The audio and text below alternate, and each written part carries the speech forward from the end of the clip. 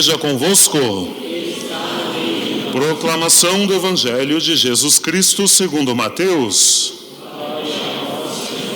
Depois da multiplicação dos pães, Jesus mandou que os discípulos entrassem na barca e seguissem à sua frente para o outro lado do mar, enquanto ele despediria as multidões.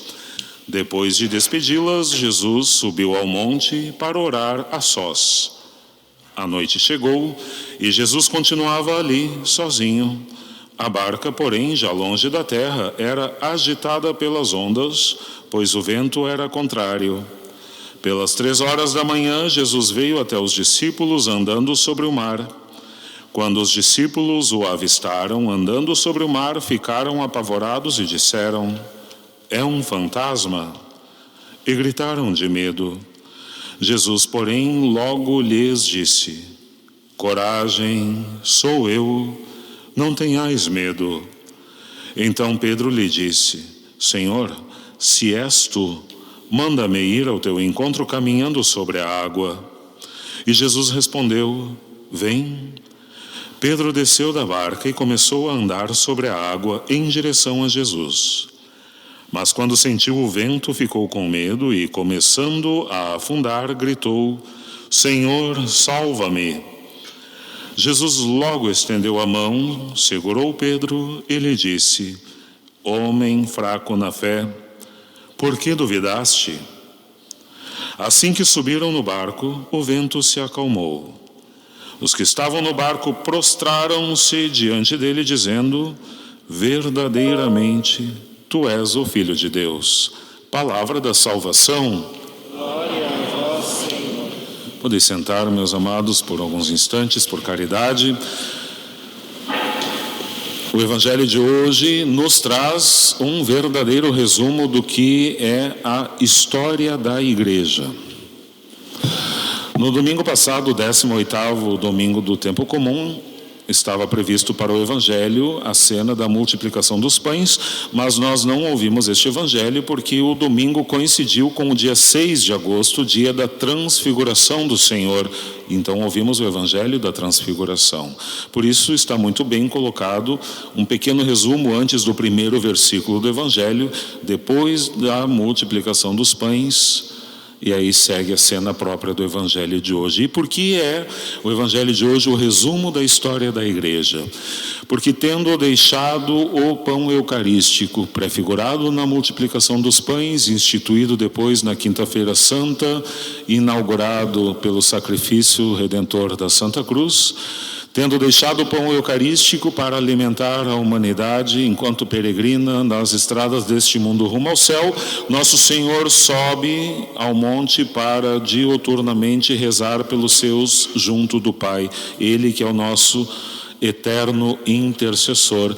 E enquanto ele, de junto do Pai, ora pela sua igreja que peregrina para o céu, nosso Senhor manda os apóstolos na barca no mar deste mundo para cumprirem aquilo que Jesus tinha dito para Pedro quando o chamou: "Farei de ti pescador de homens." Porque bem sabemos que na simbologia bíblica o mar é o lugar do domínio do reino do mal, porque ao mar o homem deixado perece. Por isso a missão da barca, símbolo da igreja, é conduzida pelos apóstolos, resgatar do mar da vida a humanidade que até então jazia nas trevas e, pelo batismo e demais sacramentos, alimentar a humanidade enquanto conduz a mesma humanidade até o porto seguro do céu. Ou seja, a cena do Evangelho de hoje se dá neste intermeio que é a nossa peregrinação neste mundo. É o tempo em que estamos dentro da barca, assolados por todos os lados, pelas altas ondas e pelos ventos fortes do inimigo que tenta nos enfraquecer na fé para que voltemos, afundemos novamente e não sigamos na barca, não sejamos conduzidos para o céu. Santo Agostinho, a respeito deste Evangelho, diz o seguinte: enquanto o Cristo ora nas alturas, Mar adentro, a barca é batida pelas grandes ondas nas profundezas. E assim como elas se insurgem, a barca pode ser agitada, mas, porque Cristo ora, ela não pode submergir. Cumpre-se a promessa do Senhor: as portas do inferno não prevalecerão sobre ela. Enquanto a barca da igreja peregrina navega no mar deste mundo, ela pode até ser agitada pelas ondas e pelos ventos, mas não naufragará. Mas isso não significa que aqueles que estamos dentro da barca, no ímpeto de querermos ir a Jesus sem a ajuda da barca, afundemos. Pois bem, é interessante também a hora que isso acontece. Eu tenho muita facilidade para criticar os trechos que são mal traduzidos pela CNBB do Evangelho do grego para o português. Mas hoje eu sou obrigado a tecer um elogio, porque está muito bem traduzida a expressão que no grego diz, deixa eu ver aqui a expressão para não errar, na quarta vigília da noite. Se fosse traduzido literalmente, nós não entenderíamos, porque é muito da concepção oriental a questão de medir o dia e a noite por vigílias. A noite para um judeu é dividida em 4 partes. A primeira parte, o primeiro quarto da vigília, das 6 da tarde às 9 da noite. O segundo, das 9 à meia-noite. O terceiro quarto, da meia-noite às 3 da manhã. E o último quarto, a última parte da vigília da noite, das 3 da manhã às 6 da manhã, quando então o sol desponta. Foi muito bem traduzido, então, esta expressão, na quarta vigília da noite. Aqui foi traduzido para o português como pelas 3 horas da manhã. Às 3 horas da manhã, segundo a teologia espiritual, é a hora assim chamada do demônio. Porque às 3 da tarde é a hora da redenção, a hora que nosso Senhor, entregando o Espírito ao Pai, pelo sacrifício da cruz, salvou-nos. Nosso Senhor foi crucificado ao meio-dia, expirou às 3 da tarde. É a hora da derrota do demônio. Às 3 da manhã é a hora do demônio, porque é, segundo a concepção moderna dos que estudam o sono, é geralmente a hora em que o ser humano está no seu estágio de sono mais profundo, ou seja, menos vigilante. Não à toa é a hora que os bandidos gostam de roubar durante a madrugada, porque é aquela hora em que estamos no sono mais profundo. O que significa estas 3 horas da manhã? Porque às 3 da manhã as ondas ficam mais fortes e o vento mais impetuoso. Porque os santos padres afirmam que quanto mais se aproxima a hora da vinda definitiva de Cristo, mais o mal se insurge. Para que nesta batalha final, ambos, Deus e o maligno, tentem arrebatar para si o máximo de almas que puderem. A este respeito, Santo Agostinho também diz assim: quase ao terminar a noite, quando o Senhor virá no fim dos tempos para julgar os vivos e os mortos, comentando este horário, às 3 horas da manhã. Porque não sei se os senhores já repararam, mas o diabo é descrito no livro do Gênesis como uma serpente com uma cabeça. Mas no livro do Apocalipse é descrito como um dragão com 7 cabeças.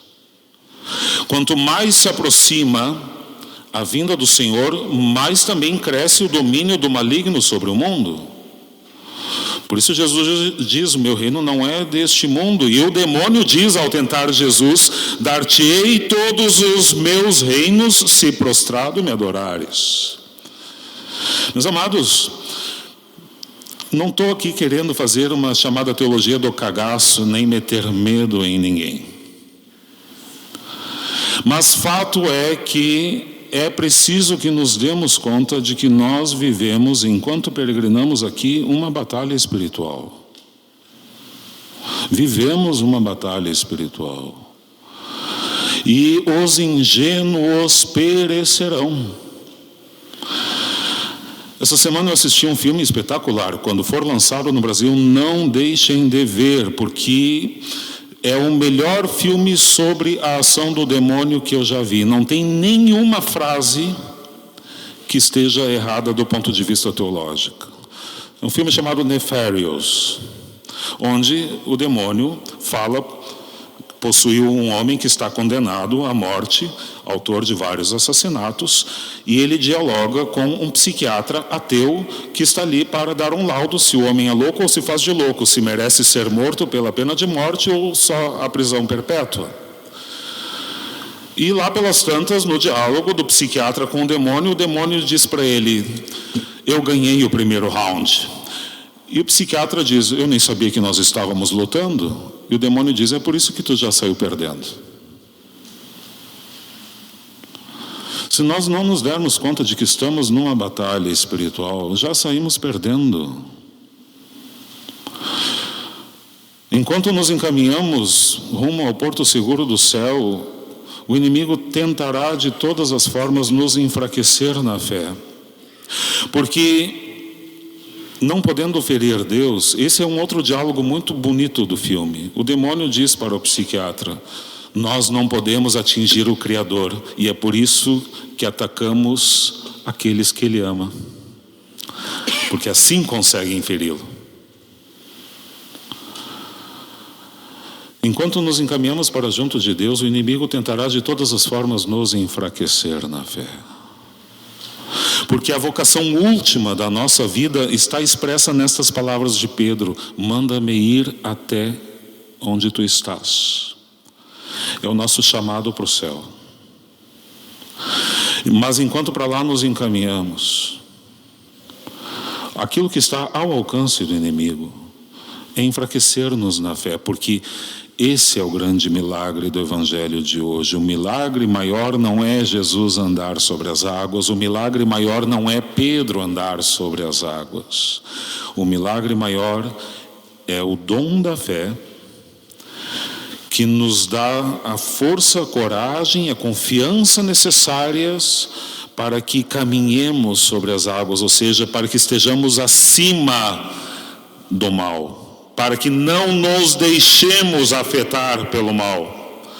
Mas enquanto andamos até o Senhor, o que sobra para o mal?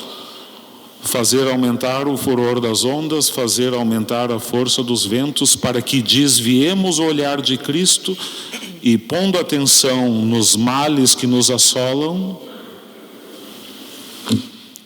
afundemos. Voltemos para o lugar de onde o mal não gostaria que tivéssemos sido tirados. Voltemos para o mar. Não subamos mais na barca. Meus amados, quem não, eu digo assim, apostando, posso apostar aqui a salvação da minha alma. É forte o que eu vou dizer.